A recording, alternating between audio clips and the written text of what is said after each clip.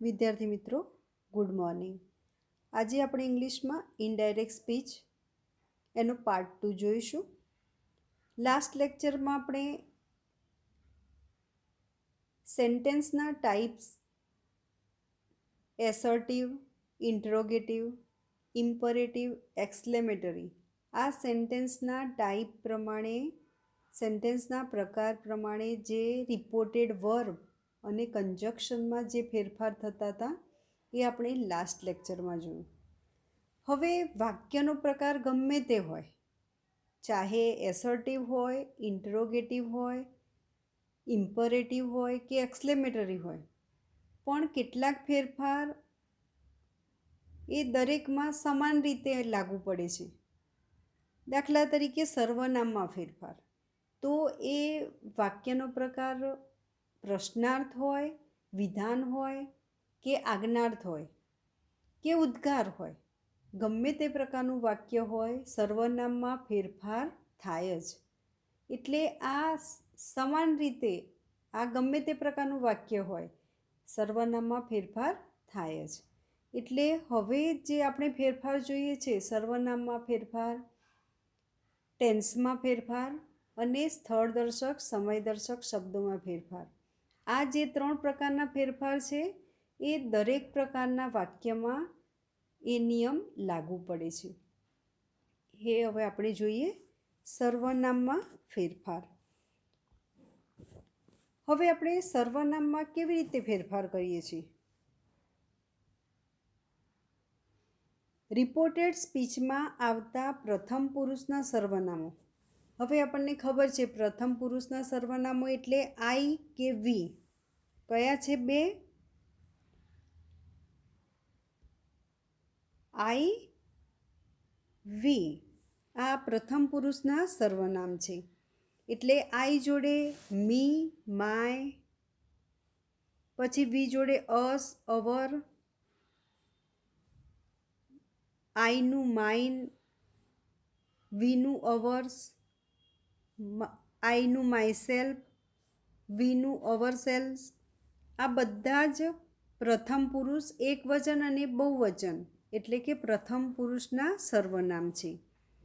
એટલે જ્યારે પણ રિપોર્ટેડ સ્પીચમાં આઈ આવે એટલે આપણને ખબર પડે કે જે બોલનાર વ્યક્તિ છે પોતાના માટે આઈ વાપરે છે. એટલે આઈ જ્યારે આવે છે રિપોર્ટેડ સ્પીચમાં, ડબલ ઇન્વર્ટેડ કોમામાં વાક્યની શરૂઆત આઈથી થાય, તો એનો ફેરફાર કોના પ્રમાણે કરવામાં આવે છે? બોલનાર પ્રમાણે. એનો ફેરફાર બોલનાર પ્રમાણે થાય. ક્યારે? જ્યારે વાક્યમાં આઈ કે વી એવા સર્વનામો હોય ત્યારે એનો ફેરફાર બોલનાર પ્રમાણે થાય છે. જ્યારે બીજા પુરુષના સર્વનામો એટલે કયા છે? યુ,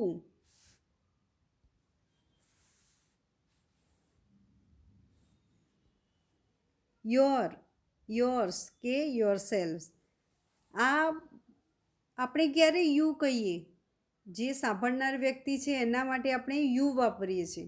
એટલે જ્યારે વાક્યમાં યુ હોય ત્યારે એમાં જે સર્વનામમાં ફેરફાર કરવામાં આવે છે એ સાંભળનાર પ્રમાણે થાય છે.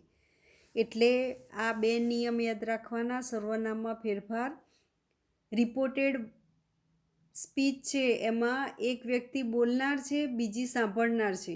એટલે એ બે બોલનાર અને સાંભળનાર પ્રમાણે સર્વનામમાં ફેરફાર કરવાનો છે. પણ કેવી રીતે? જ્યારે બોલનાર પોતાના માટે આઈ એટલે વાક્ય આઈ કે વી હોય ત્યારે એમાં બોલનાર પ્રમાણે સર્વનામમાં ફેરફાર થાય છે. જ્યારે યુ હોય ત્યારે સાંભળનાર પ્રમાણે ફેરફાર થાય છે.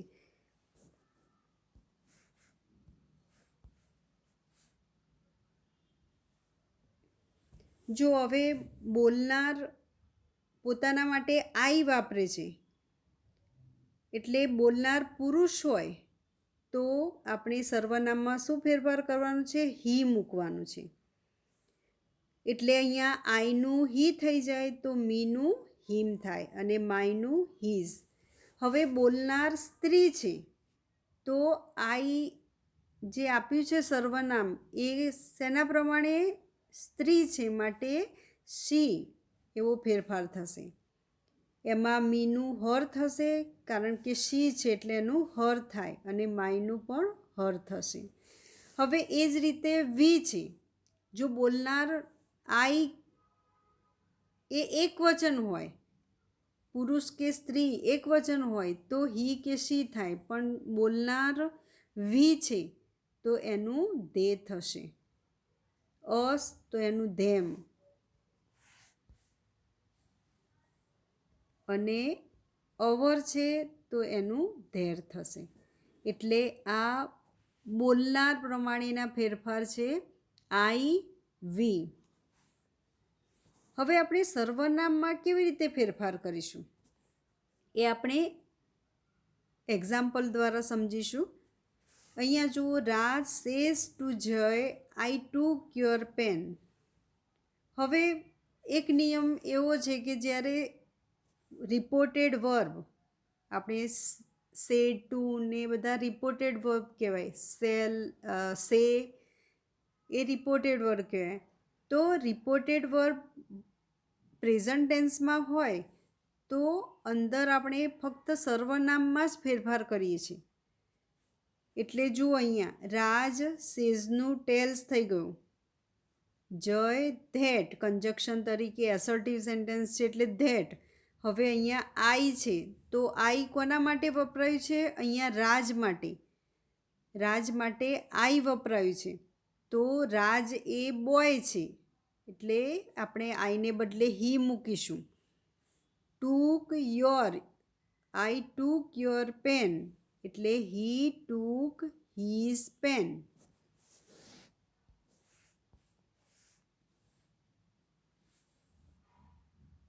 એ જ રીતે જુઓ અહીંયા, children say to their teacher we love cricket, we love you very much. Children say to their teacher we love you very much.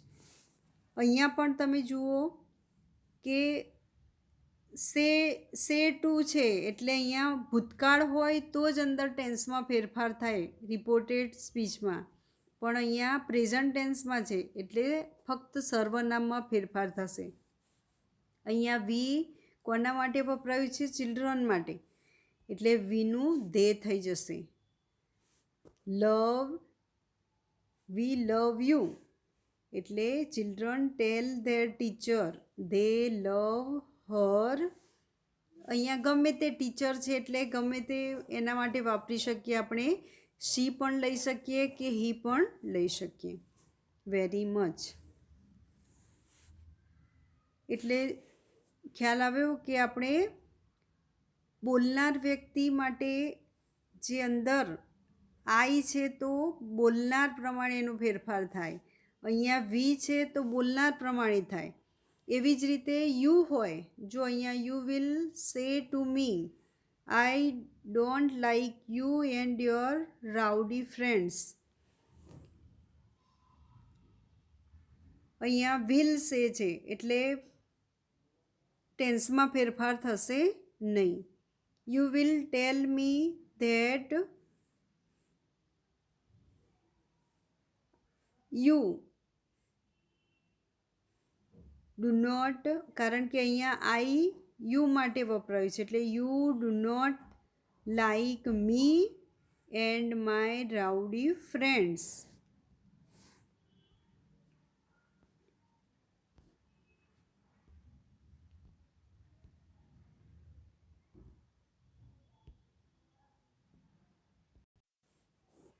હવે આપણે સર્વનામમાં ફેરફાર પછી બીજો ફેરફાર જોઈએ છે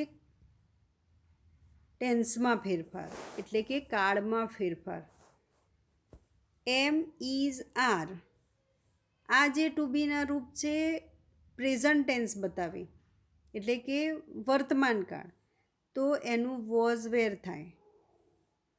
વોઝ વર તો એનું હેડ બીન થશે એટલે પાસ્ટ ટેન્સ છે તો એનું હેડ પાસ્ટ પરફેક્ટ થશે. હેવ હેઝ એટલે પ્રેઝન્ટ પરફેક્ટ, તો એનું હેડ પાસ્ટ પરફેક્ટ થશે. જો રિપોર્ટેડ સ્પીચમાં ડુ ડઝ અને એની સાથે મૂળ ક્રિયાપદ, તો અહીંયા શું થઈ જશે? ડુ ડઝ કયા ટેન્સમાં આવે? સિમ્પલ પ્રેઝન્ટ, તો એનું સિમ્પલ પાસ્ટ થઈ જશે. ડીડ એ સિમ્પલ પાસ્ટ બતાવે, તો સિમ્પલ પાસ્ટનું શું થઈ જાય? Past perfect.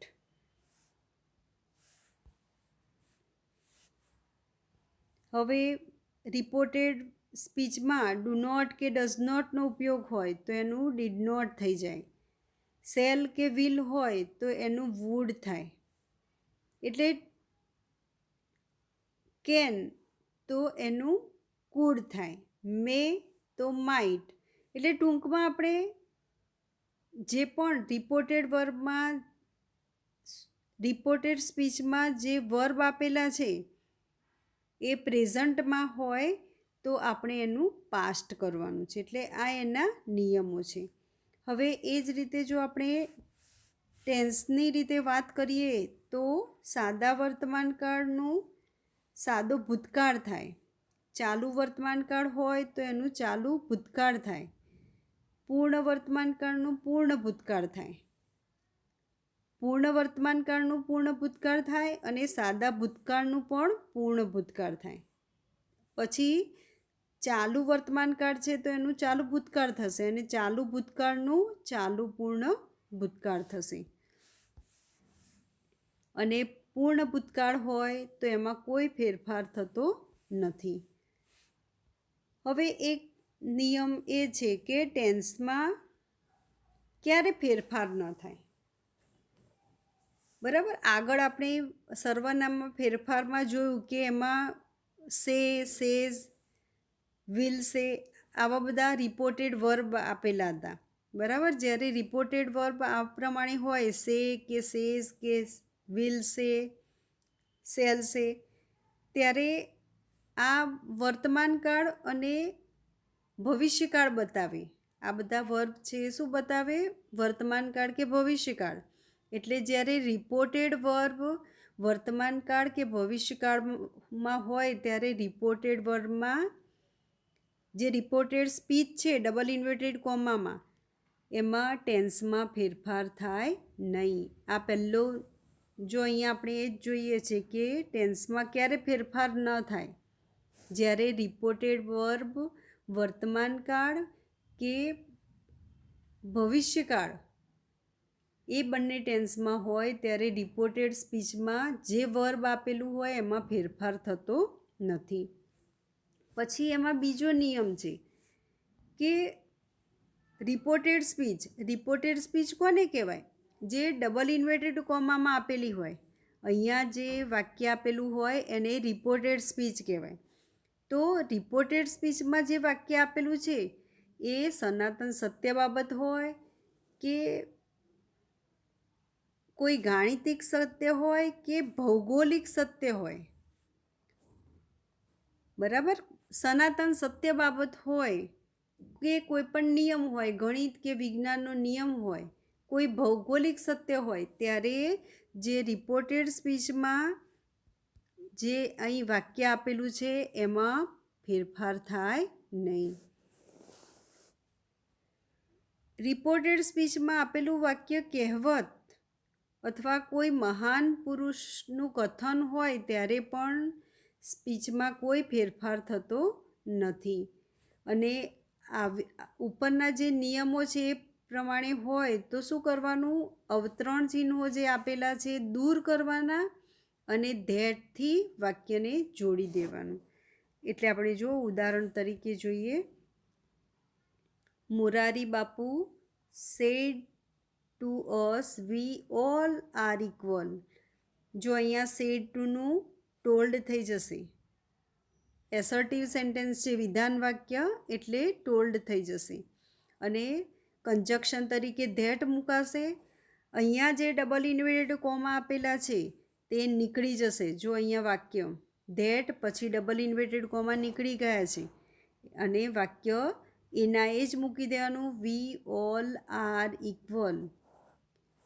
એટલે અહીંયા મોરારી બાપુએ કોઈ મહાન વ્યક્તિ કંઈક વાક્ય બોલે ત્યારે પણ એમાં કોઈ ફેરફાર થતો નથી, ખાલી કંજક્શન મૂકી દેવાનું અને અહીંયા આ જે રિપોર્ટેડ વર્બ છે એમાં ફેરફાર કરવાનો.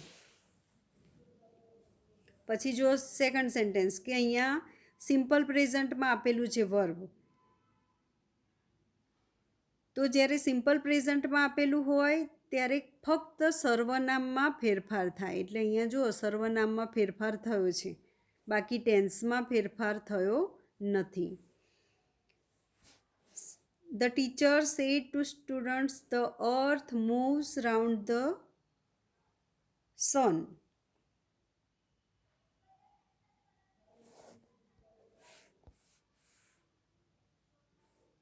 બરાબર, અહીંયા સનનો સ્પેલિંગ ખોટો છે, એટલે આ સનાતન સત્ય બાબત છે. The earth moves round the sun, એટલે ટીચર આ વાક્ય ભૌગોલિક સત્ય જ છે, એટલે એમાં સેડ ટુનું ટોલ્ડ થઈ જશે અને કંજક્શન તરીકે ધેટ મૂકાશે અને પછી આખું વાક્ય એના એ જ મૂકી દેવાનું. The earth moves round the sun.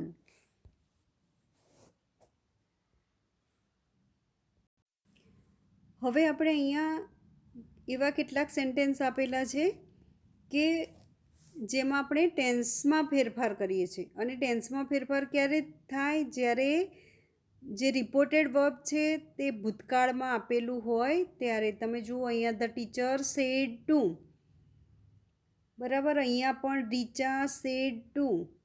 એટલે આવી રીતે જ્યારે રિપોર્ટેડ વર્બ ભૂતકાળમાં હોય ત્યારે જ અંદરના વાક્યમાં એટલે કે રિપોર્ટેડ સ્પીચમાં ટેન્સમાં ફેરફાર થાય. હવે આપણે વન બાય વન સેન્ટેન્સ જોઈશું.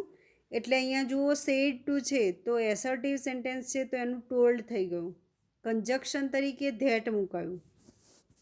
હવે the teacher said to us Raj got the first prize.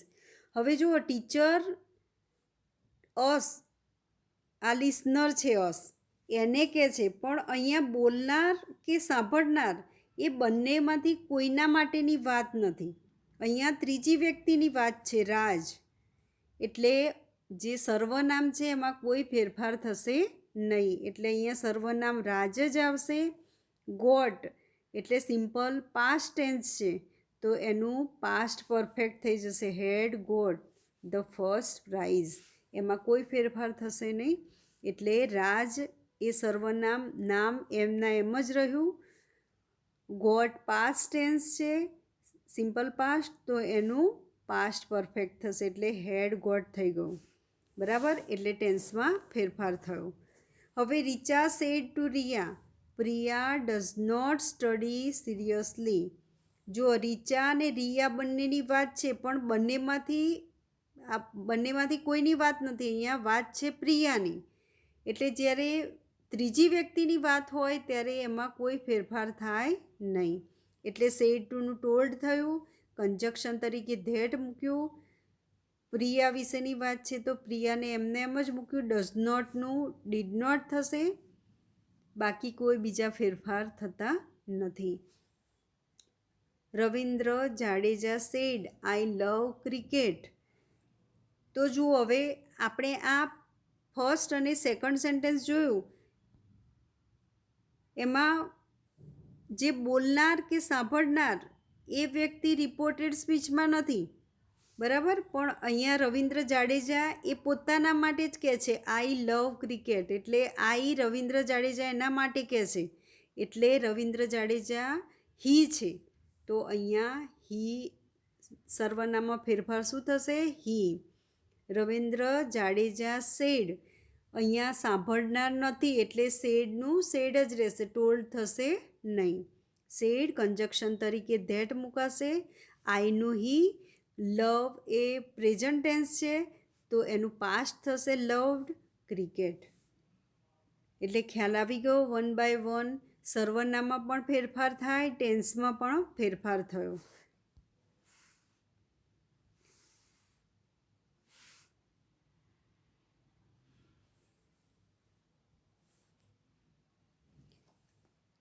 હવે આગળ જોઈએ. Jahnavi said to Anil.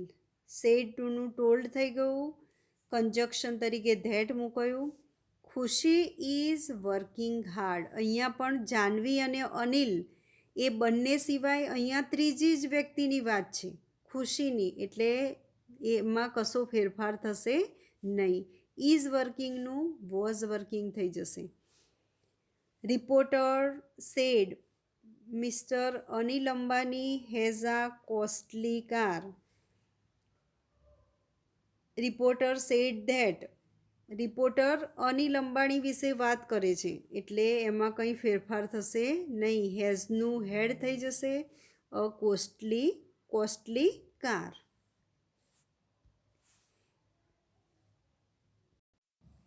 Bobby said two